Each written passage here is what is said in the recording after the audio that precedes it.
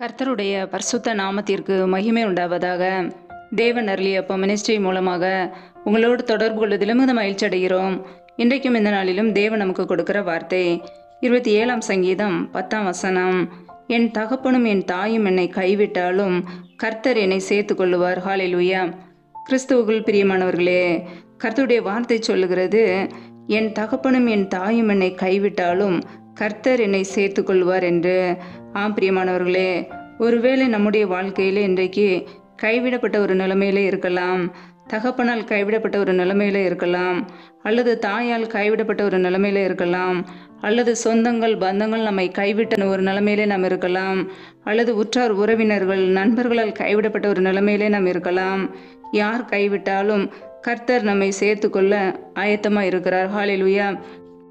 நம்முடைய வாழ்க்கையிலே மனிதர்களை நம்பி ஏமாற்றப்பட்ட ஒரு நிலைமையிலே கைவிடப்பட்ட ஒரு நிலைமையிலே நாம் இருக்கலாம். நம்மை சேர்த்து கொள்கிற கர்த்தர் நம்மோடு கூட இருக்கிறார். ஒவ்வொரு நாளும் நம்மை நடத்துகிறவர், தீங்கு நாளுக்கு நம்மை தப்புவிக்கிற தேவன், மரண பரியந்து நம்மை நடத்துகிறவர். கர்த்தராய் இயேசு கிறிஸ்துவை நாம் விசுவாசிக்கும் போது, அவரையே நம்பும்போது அவர் நம்மை ஒருபோதும் புறக்கணியார், நம்மை கைவிடுவதில்லை. மனிதர்கள் நம்மை புறக்கணிக்கலாம், நம்மை உருவாக்கிய தெய்வம் நம்மை ஒருபோதும் புறக்கணிப்பதில்லை. அவர் நம்மை சேர்த்து கொள்ள ஆயத்தமாக இருக்கிறார். ஹல்லேலூயா.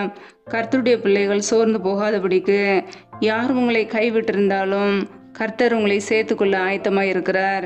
சோர்ந்து போகாமல் அவரையே பற்றி பிடித்து கொள்ளுங்கள். மனிதர்களை நம்புவதை பார்க்கிலும் கர்த்தர் பேரில் பற்றுதலாக இருப்பதே நலம் என்று வேதம் சொல்கிறது. ஆபிரியமானவர்களே, பொய்யான மனிதர்களை நம்பி நாம் ஏமாற்றப்பட்டு போகிறோம். மாயான வார்த்தைகளை பேசுகிற மனிதர்களை நம்பி நாம் ஏமாற்றப்பட்டு போகிறோம், கைவிடப்பட்டு போகிறோம். கர்த்தருடைய பிள்ளைகள் மனிதர்களை நம்பாதபடிக்கு நம்மை நடத்துகிற கர்த்தரையே நம்புவோம், இயேசு கிறிஸ்துவை நம்புவோம், அவரையே பற்றி பிடித்து கொள்வோம். நான் உனக்கு போதித்து நீ நடக்க வேண்டிய வழியை உனக்கு காட்டுவேன், உண்மையில் என் கண்ணை வைத்து உனக்கு ஆலோசனை சொல்லுவேன் என்று கர்த்தர் சொல்கிறார். ஆம் பிரியமானவர்களே, அவர் நமக்கு ஒவ்வொரு நாளும் போதிக்கிறவர், நாம் நடக்க வேண்டிய வழியை நமக்கு காட்டுகிறவர், நாம் எந்த வழியிலே நடக்க வேண்டும் என்று ஒவ்வொரு நாளும் நமக்கு ஆலோசனை சொல்கிற தேவன். அவர் நம்மோடு கூட இருக்கும்போது யார் கைவிட்டாலும் கவலைப்படாதபடிக்கு அவரையே சார்ந்து வாழ்வோம். நம்முடைய வாழ்க்கையிலே ஒவ்வொரு நாளும் கர்த்தர் நம்மை நடத்துகிறவராய் இருக்கிறார். அவருடைய சமூகத்திலே காத்திருப்போம். நம்முடைய வாழ்க்கையிலே எது நடந்தாலும் அவருடைய சமூகத்திலே காத்திருந்து கர்த்தருக்கு தெரியப்படுத்துவோம். மனிதர்கள் நம்மை புறக்கணிக்கலாம், மனிதர்கள் நம்மை கைவிடலாம், நம்மை வெறுத்து தள்ளலாம், நம்மை உருவாக்கிய தேவன் நம்மை ஒருபோதும் கைவிட மாட்டார். ஹல்லேலூயா. அவர் நம்மோடு கூட இருக்கிறவர். அவருடைய அன்பின் கரங்கள் நம்மை தேற்றுகிறது, அரவணைக்கிறது, நம்மை தாங்குகிறது. அவருடைய கிருபையினாலே நம் ஜீவனோடு வாழ்கிறோம். ஒவ்வொரு நாளும் நம் ஜீவனோடு வாழ்வது அவருடைய கிருபை. அவரையே நம்புவோம், அவரையே விசுவாசிப்போம். அவர் நம்மை மரண பரியந்த நடத்துவார். அவரே நமக்கு ஜீவனும் தீர்க்காயுசுமானவர். பிரியமானவர்களே, மனிதர்கள் கைவிட்டு விட்டார்கள் என்று சோர்ந்து போகாதபடிக்கு, கவலையோடு கண்ணீரோடு துக்கத்தோடு வாழாதபடிக்கு கர்த்தரை நம்புவோம்.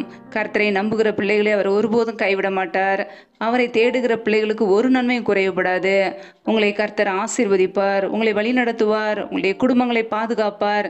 தீங்கு நாளுக்கு ஆபத்து நாளுக்கு கர்த்தர் உங்களை பாதுகாத்து விடுவிப்பார். ஹல்லேலூயா. கர்த்தரையே தேடுவோம், அவரையே நம்புவோம், அவரையே சார்ந்து வாழ்வோம்.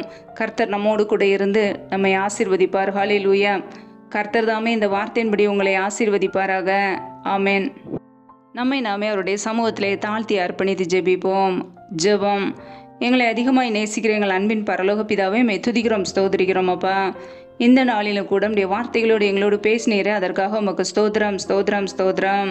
ஒவ்வொரு நாளும் கண்ணின்மணி போல் எங்களை பாதுகாத்து ஜீவனோடு வைத்திருக்கிறீரே, அதற்காக உமக்கு நன்றி அப்பா. யாரெல்லாம் இணைந்து ஜெபிக்கிறார்களோ ஒவ்வொரு பிள்ளைகளையும் உடைய கரங்களிலே அர்ப்பணிக்கிறோம். ஒவ்வொரு குடும்பங்களையும் ஆசீர்வதிப்பீராக, பாதுகாத்து கொள்வீராக. சத்துரு கொண்டு வருகிற தீமைகள், பயங்கள், மரண பயங்கள், இருளின் அதிகாரங்கள், ஆபத்துகள், நாசம், மோசங்கள், விகுனங்கள், தீமைகள் எல்லாவற்றிற்கும் விலக்கி பிள்ளைகளை பாதுகாத்து கொள்ளுங்க. உடைய இரத்த கோட்டைகளை அர்ப்பணிக்கிறோம் அப்பா. இந்த இரவு நேரத்தில் இன்பமான நித்திரை கொடுங்க. அதிகாலையிலே எழுந்து நம்முடைய சமூகத்திலே காத்திருக்க புது கிருபையில பெற்றுக்கொள்ள அர்ப்பணிக்கிறோம். எங்களை ஆசீர்வதிப்பீராக. யாரெல்லாம் பலவீனத்தோடு சோர்வோடு வியாதியோடு இருக்கிறார்களோ என் தேவன் அவர்களை பலப்படுத்துவீராக. உடைய சுகமாக்கும் கரம் பிள்ளைகளை தொட்டு சுகமாக்கட்டும், விடுதலையாக்கட்டும். சோர்ந்து போன நம்முடைய பிள்ளைகளுக்கு சத்துவத்தை கொடுங்கப்பா, பலப்படுத்துங்க. உடைய நன்மையினால் நிரப்புங்க. எந்தெந்த குடும்பங்களிலெல்லாம் திக்கற்ற பிள்ளைகளாய் தனிமையோடு வாழ்கிறார்களோ என் தேவன் அவர்களுக்கு அப்பா வேண்டிய நன்மைகளை செய்து கொடுப்பீராக. திக்கற்ற பிள்ளைகளுக்கு நீர் மாத்திரமே சகாயர், உதவி செய்யுங்க. அந்த பிள்ளைகளை ஆசீர்வதிப்பீராக. உடைய கரங்களிலே அர்ப்பணித்து தாழ்த்தி ஜெபிக்கிறோம். நீரே எங்களுக்கு அடைக்கலம், நீரே எங்களுக்கு கோட்டை, நாங்கள் நம்பியிருக்கிற தெய்வம் நீர் ஒருவர் மாத்திரமே. உடைய சமூகத்திலே தாழ்த்தி அர்ப்பணித்து ஜெபிக்கிறோம் அப்பா. எங்களுடைய வாழ்க்கையிலே மனிதர்கள் எங்களை புறக்கணிக்கலாம், மனிதர்கள் எங்களை வெறுத்து தள்ளலாம், மனிதர்கள் எங்களை நிந்திக்கலாம், தூசிக்கலாம். நீரோ எங்களை சேர்த்துக்கொள்ள ஆயத்தமாக இருக்கிறவர். எங்களுடைய வாழ்க்கையிலே மனிதர்களை நம்பாதபடிக்கு உண்மையே நம்பி வாழ, உண்மையே சார்ந்து வாழ அர்ப்பணிக்கிறோம். எங்களை ஆசீர்வதிப்பீராக. இப்படி சமூகத்திலே தாழ்த்தி வெறுமையாக்கி ஜெபிக்கிறோம் அப்பா. இயேசு கிறிஸ்துவின் மூலம் ஜெபிக்கிறோம் எங்கள் ஜீவனுள்ள நல்ல பிதாவே, ஆமேன். கர்த்தர் தாமே உங்களையும் உங்கள் குடும்பங்களையும் ஆசீர்வதிப்பாராக. ஆமேன். Thanks for watching. Please subscribe our channel. Click the like and share. Click the bell. God bless you.